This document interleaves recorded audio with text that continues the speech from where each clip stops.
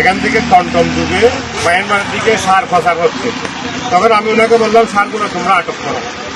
ওরা সকালে এখানে এক গাড়ি সার আটক করছে 6 বস্তা। পরে গিয়ে আমি আসার পরে দেখতেছি আরেক গাড়ি মাল এদিকে যাচ্ছে। পুলিশ নিয়ে আমরা ওইদিকে গিয়ে আমরা যখন যাচ্ছিলাম সারগুলো আনলোড করে ফেলছে গাড়ি থেকে। তারপর আমরা ওইখানে সারগুলো ধরছি, ওরা পালিয়ে গেছে। পরে আমরা আরেকটা টমটম নিয়ে সারগুলো এখানে নিয়ে এসে 14 বস্তা টোটাল সার আমরা ওই যে বালুকারী ইনচার্জ সচিব ভাইকে এসআই সচিবকে আমরা সারগুলো বুঝিয়ে দিয়েছি। রাস্তা করার লাগে আইসি, তখন দেখতেছি টমটম যাইতেছে ওখান থেকে। আমরা যেতে সামনে গেছি, ওই যারা ফার্স্ট নিতেছে ওরা পালায় চলে গেছে।